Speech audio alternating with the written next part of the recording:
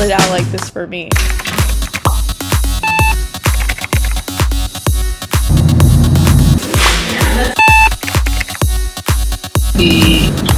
Besides that, KHG or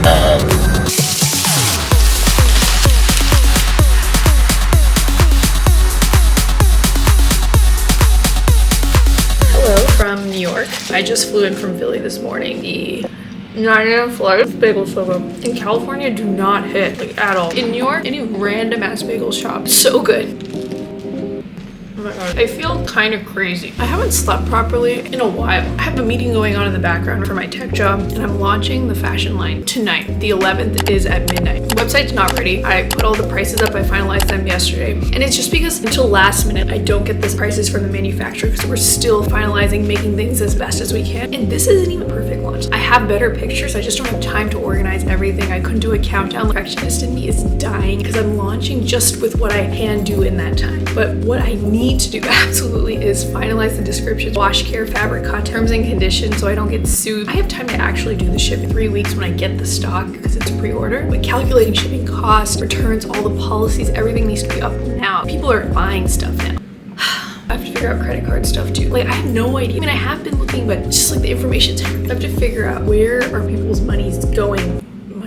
Where's people's monies when they order stuff? Once I get the website up and figure it out, I will do a deep dive on Shopify, exactly what I did. For now, we're in New York. Manifesting, I'm only here for this a few days. Normally when I'm in New York, it's a good vibe because I have a really good work-life balance, but not anymore. I've been working both of these jobs. It's been kind of a shit show. Like, I ran to get this bagel. I had to go get this bagel. I'm gonna get back to my meeting. Hopefully by the time you see this, everything went smoothly and I'm not working my tech job anymore. Oh, hey. Present day, I'm also in New York. Why am I here? Can't tell you, I signed an NDA. So I can't say much. Remember this from episode 2? That thing I auditioned for? Well, I got it. And it's shooting today. I'm nervous. Oh my god. Anyway, I got it last night from Houston. It was so chaotic. There you go. I'm a smile. You look stressed. Annie, move! Wait, trunk not closing. oh.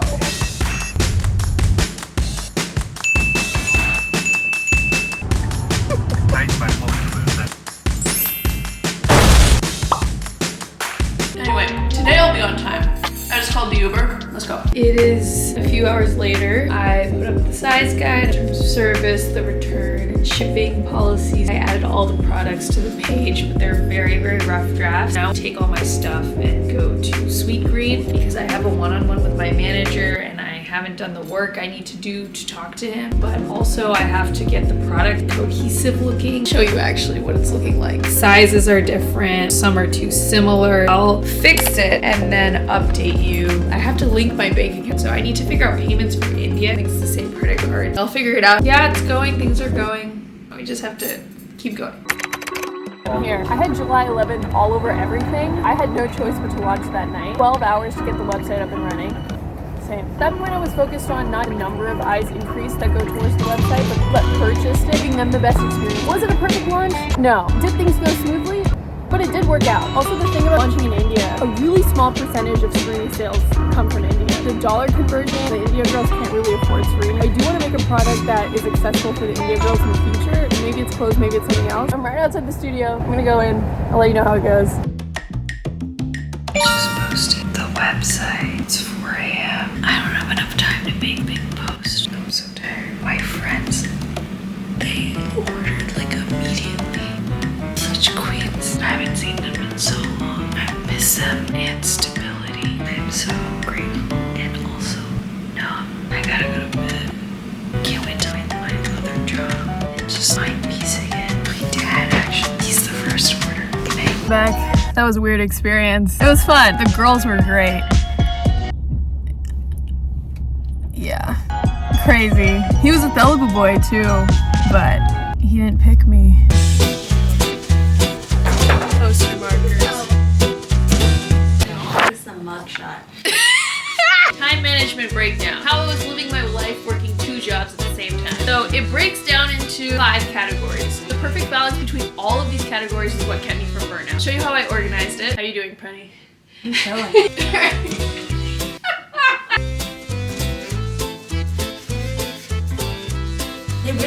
jacked. Yeah. And it's only body weight, but it feels like an elephant. I don't know if I would recommend this, but if you were gonna do this is how I would do it. You could probably do a breakdown healthier. I don't know about healthier. You're right. Why are we giving advice? Don't do this. I want to be happy. Forget everything. Reset. Just like no friends and family. None of us.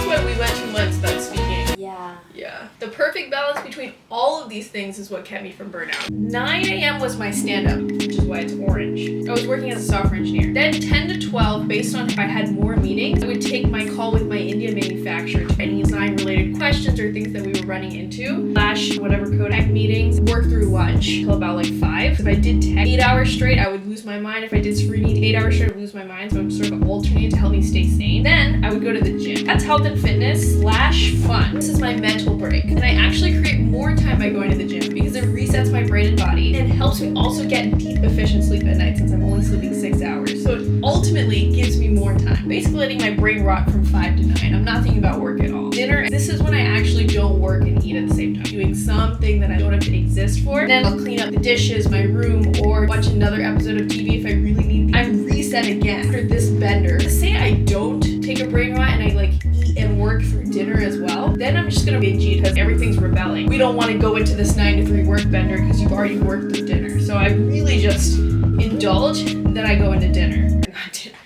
Then I go into no, I wish. Then I go into 3 deep working sessions because my brain is like fired up, ready to go again until about 3, and then I'll fall asleep with the iPad on my face designing, or I'm like taking a call with India, the manufacturer, around because that's when they're up again. As you can see, there is no yellow on this chart. Now on Friday, once or twice a week, I will incorporate more fun time and more brain rot time, whether that's like going out to totally take my mind off of things so I avoid burnout. Because if you do this every day, 7 days a week, you will burn out. And then again, you lose time. Loved ones, want to ideally see them 3 hours after work. You can work and you should do that, but if you're an introvert, it's kind of tough. I do a better job now that I only work serene, but if you're working 2 jobs, I think that's where you suffer and you can get a little isolated. When I did have good work-life balance, I was pretty sad. Because I was doing what I loved, this felt fine. The happiest I've ever been, even though it was chaotic time. I do want to bring it to a point where I can do what I love and have good work-life balance. Anyway, back to July 11th.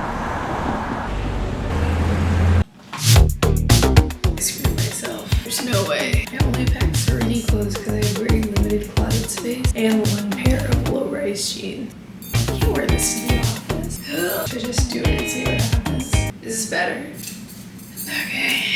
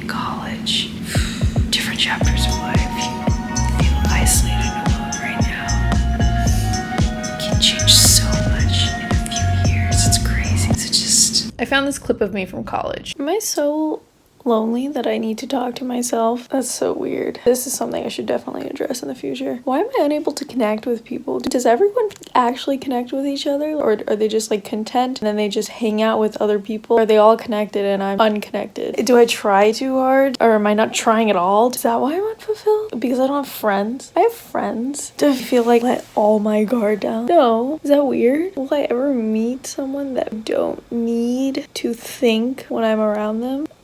If you're cringing, I promise no one is cringing more than me. Point is, this was a real place I was in for most of my life. Loneliness is a breeding ground for depression and things like that, so that's what I fell into in college. It wasn't until a couple years ago I felt that shift for the first time. So I thought I would break that down in case you're in that place. Loneliness epidemic's a real thing, and I think more and more people feel lonely these days. I never felt like I could talk to anyone. That's what you're hearing in the video. I would have forgotten about these too, so I encourage you to keep a video diary. No one got me. Feeling misunderstood. If this is you, I'm gonna give you some advice that I wish I could have given myself. Those few interactions I was having, I was hyper analyzing all of them. The damage you are doing to yourself and relationships is way worse than the misunderstanding you may or may not have even had in the real life interaction. I will still have to check myself on this, but like, it is not that deep. Even if it is, forget about it. It's not worth it. I don't care if you said the wrong thing, if you were socially inept, if you were vulnerable and it was weird, just get your fucking reps in. Talk to new and old friends. Say what you're actually thinking, not what you think you're supposed to say. Take up space. Nothing will change if you keep doing that. Even if you truly believe no one thinks like you, if you believe you are stupid and you cannot like let people know that, nothing is gonna change. Like you are gonna feel that way and become that way forever. Really is putting yourself out there. All of this is obvious, but I'm trying to be as explicit as possible in case it's not clear to you, because no one spelled it out like this for me. I promise you're not stupid. Feel like no one thinks like you and you're alone. There are so many people that don't think like you. It takes time to find your place and your people, but you're never gonna find it if you don't act on what's actually in here, what you actually want. That's the only way life will get better, and you will learn what's right, what's wrong, what's like socially weird, and grow. People are a lot more understanding than you think. I personally don't think I have a single interaction that's not weird every day, and that's okay because I'm finally living freely. Change, you will build a community and group of friends that feels like home. And there's just, I took these off, I don't even know how that happened. There's just no way Sverini could have existed without the friend and the freeness I felt with those friends and family. If you're not there yet, right? Like I'm telling you, get your social reps in. I'm thinking about myself from this video. Just struggling. There's a lot to fucking cover. You see the state of my room, you see my skin, like there's a lot going on. I'm gonna throw you another thing you can do. Do what speaks to your soul. That was the second component. Eventually, when I did that at the right time, it turned out to be Sverini. In college, maybe it was Vampire Diaries. That's your way out. I know you have some obsession, a crush, a show, a book. Sometimes when you have a crush, interacting with that is like the only thing that can keep you going. But oftentimes when you're feeling depressed and isolated, the people around you aren't consuming or thinking about the things in your head. So I know I can't tell you to just talk to people yet. This way you can build in silence when you feel like dying. What worked for me? That'll get you to that place of actually feeling like you can open yourself up to friends and community. And then being authentically yourself, you will attract the right tribe. Those are the two notable things. And it's just crazy because girls, the friends, they're just so hot, smart, creative, talented, kind. It's just like, and I wouldn't even accept friendship for the longest time because I feel like I'd never fit in anywhere. You have to get out of your own way. That's it. That's the only way. I don't know if any of that made sense.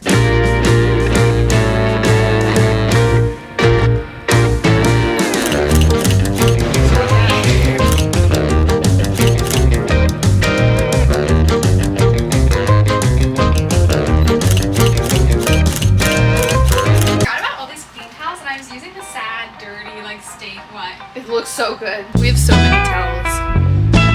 Oh my god. Okay, Liberty Bagels. Oh my god.